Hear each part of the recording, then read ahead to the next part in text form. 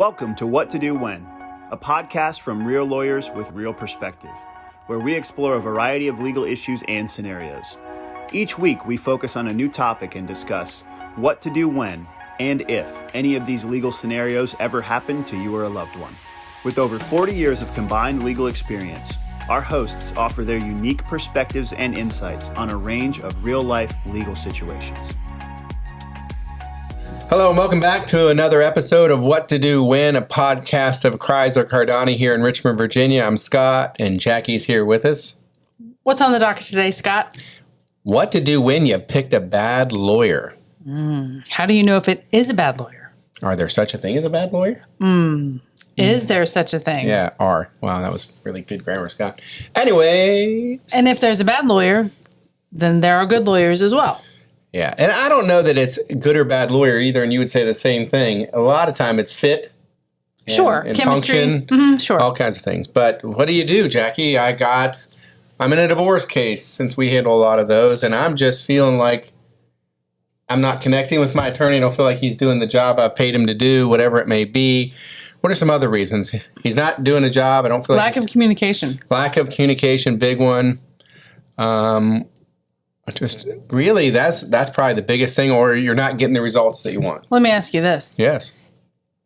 If the case is just taking too long to get to court, is that a reason to fire a lawyer? Does that make a bad lawyer?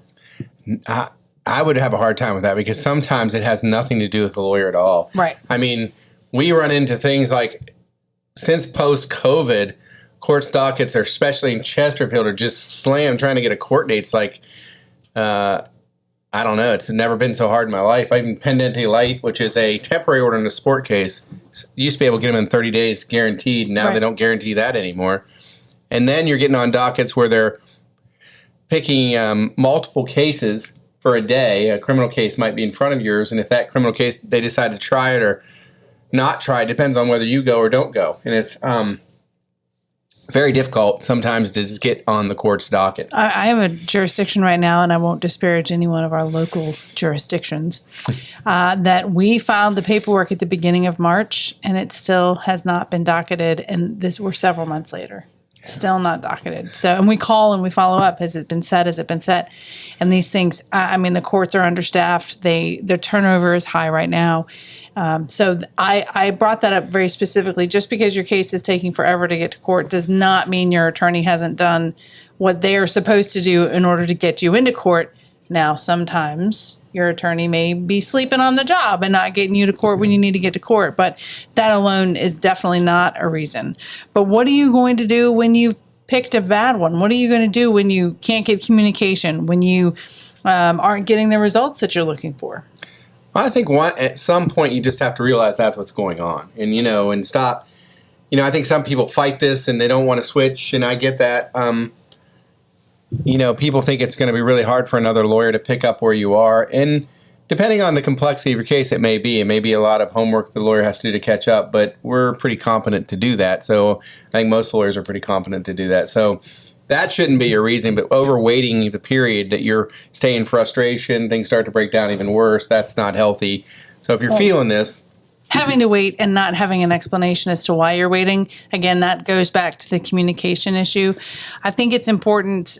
So one thing that might cue you that you don't have the best attorney working for you for this particular case is that you've provided some evidence that they're just not using. So you've gone to court, you've had a hearing, and for whatever reason they didn't use the evidence that you gave them of something that would have made a material difference in the outcome on that particular day. Well, what does that mean? That's a whole lot of legal jargon to really say, if Scott is my client and he gives me a notebook full of text messages, I'm not likely to read through them. I'm just not. What Scott needs to do is highlight the ones that make sense. And this is where that parent told me I couldn't have visitation. This is where that parent said, it doesn't matter, take it to the judge. I don't care. You're not getting their kids.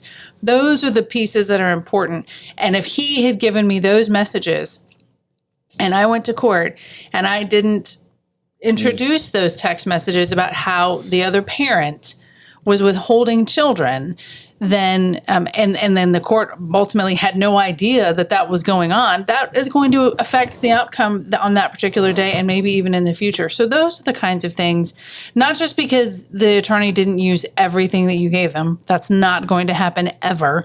We're limited to an hour, 2 hours, 3 hours, maybe even a day to put on your entire story that would take weeks to put on. It's not TV, right? We don't get to wrap these up in 30 minutes and hope that the court gets a great picture of it. So I think evidence is a big piece of it. If you've given them something that's relative and material that they just didn't put on, forgot they had, or lost, right? When things are getting lost, that should be a clue that something's amiss there. Yeah, and those are all really important things. And again, as Jackie said, volume is very rarely important in a courtroom.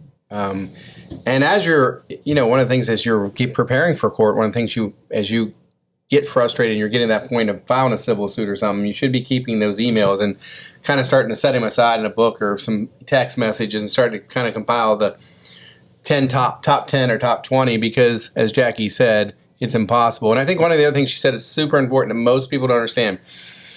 When you're in the middle of a court hearing, at least Jackie and I and Will are watching the judge. Mm-hmm. We're watching the other side. We're watching the people in the courtroom. We're making strategic decisions by the second of what we think is winning and what we think is losing. So you may have this stack that you think, I know this is winning, and I'm watching the judge sleep on the first piece of evidence I turn in, the first email. He's like, I don't care about this.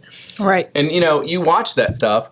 You don't always make perfect decisions, but, after you're doing it for a lot of years, you really realize, hey, the judge is getting this. He's eating this. So give him some more. It's kind of like feeding a pet. If they like the food, you keep feeding them. If not, you're like, I need to switch gears. Well, no one of these issues is a reason alone to hire a new attorney. But when you're starting to see a combination of multiple issues, you need to re-examine whether that attorney is a good fit for you. So to that end, what then makes a good attorney? Well, how can you tell you've got a good attorney and that's a good fit? I think there's a lot of things that really come into that factor, but the biggest thing is when you meet with them, you're able to communicate well. Mm-hmm. And, they're hearing you, they're giving you good feedback, you feel heard. I think that's always a big thing, that you're feeling heard. That means your communication style works and they receive it. Mm-hmm. If you walk out of that initial meeting and you don't feel like he really heard you, that's probably a first step that maybe that's not it. And it's okay to shop around a little bit to try to find that person who gets you, so to speak, and understands. And sometimes it's the language they use, or use certain language that is in your culture. I don't culture is not the right word, but I don't have another word for it. But like the way you live, the friends you have, all kind of speak the same language. You want an attorney who understands that, so you're not having to communicate differently just to get your points across. I think communication is important. I think also I'm big on your gut. If you have a good gut feeling with the attorney, sometimes we're led astray by our gut, right? That's fair. But I'm a gut girl. And if I have a good rapport with someone and I feel like, yep, you've got exactly what I have in mind, I'm more likely to move forward. I'll tell you this. One of the questions that I try to cover, even when clients don't ask me, I try to manage their expectations. But this is important. What are your goals in this litigation? What is it you're trying to accomplish? Because if I ask that question and number one, they can't articulate a goal, that's something we need to talk about, because then we're going to be all over the place. If they can't articulate a goal and I think it's unlikely, grossly unlikely, I'm going to tell them. And I'm going to say, I just don't see where any amount of evidence is going to support you in reaching that goal. What's more likely to happen, what I think is more realistic, is this step. And so managing expectations, I think, is really important. So if you're meeting with attorneys and they're not asking you questions about what your goals are in litigation, that should be a red flag for you. You really need, and you need to be ready to articulate what your goal of litigation is, and figure out whether it's too far reaching or whether it's realistic. And I think another thing is, I call it the sales pitch. But, a lot of people can sell you a car, but they have no idea what the car can do. And so when you're picking a lawyer, you want somebody who, like I said, and I know this sounds so weird, but it's kind of like gets you. Say you're a strong faith person, you have a strong belief in God, and you want somebody that understands that relationship, that understanding. Or if you're somewhere else and, you're have some other kind of thing that this is important to you and important to your family. Some people, education is the biggest piece of their, their family existence. You want a lawyer who understands your love of education and your desire for your kids to be the most highly educated kids there is, and things like that, because what it does is it builds authenticity with your attorney when he's presenting the case.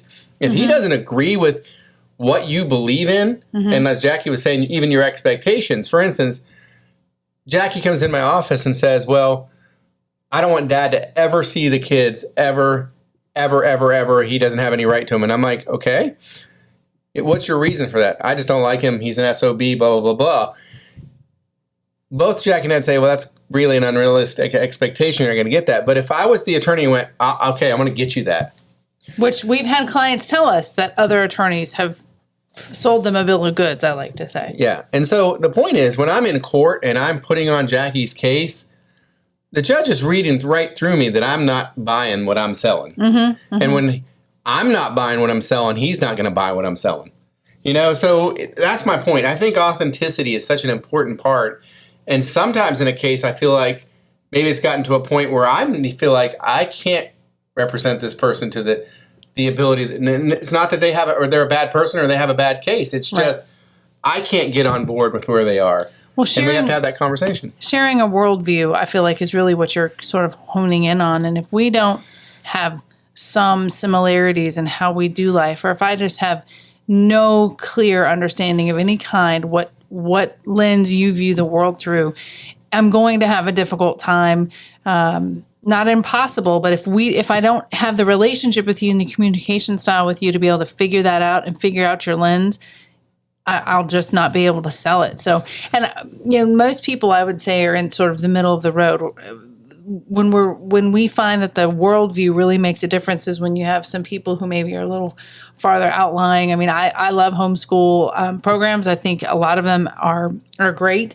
And Scott feels the same way. And there are a lot of families that we deal with who sort of try to balance that. And okay, yes, we do like homeschooling. No, we don't like homeschooling. And what happens when you go to court with an attorney who doesn't really buy into homeschooling? And that's something that's part of your worldview, is that you want to homeschool your kids.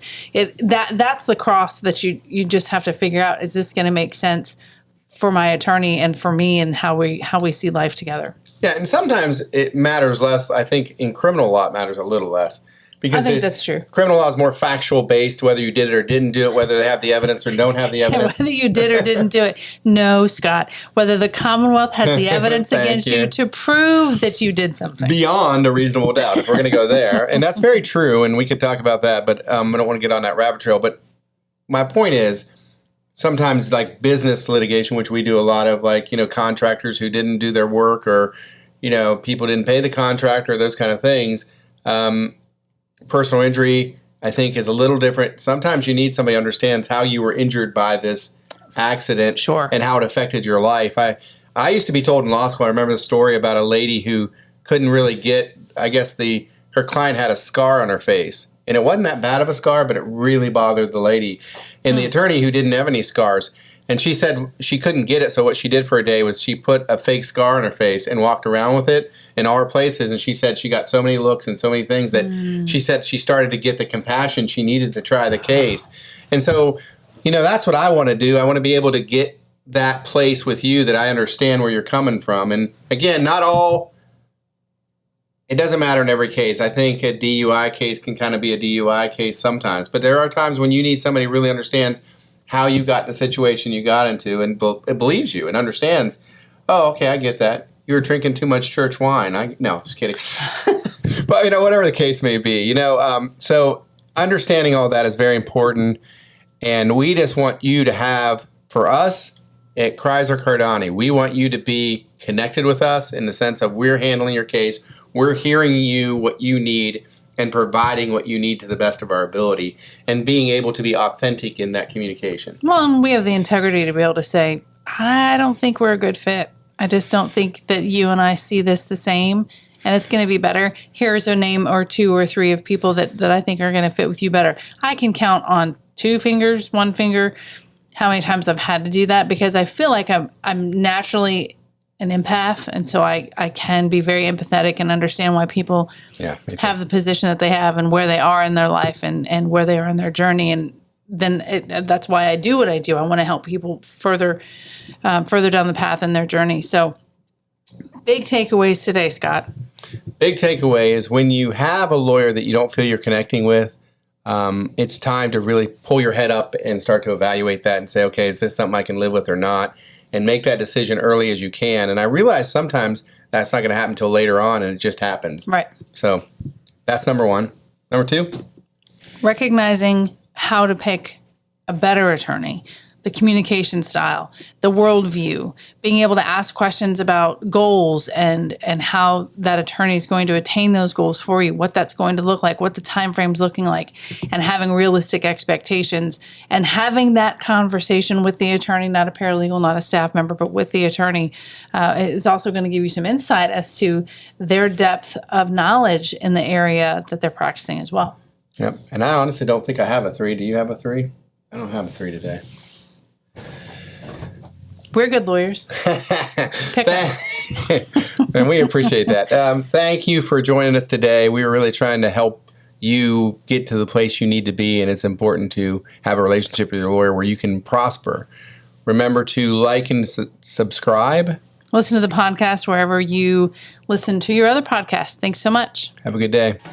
We hope you've enjoyed this episode of What to Do When. For more episodes, be sure to subscribe to our podcast, and we encourage you to check our archives to listen to previous topics. Tune in next week for a new episode and some fresh perspective from Critzer Cardani.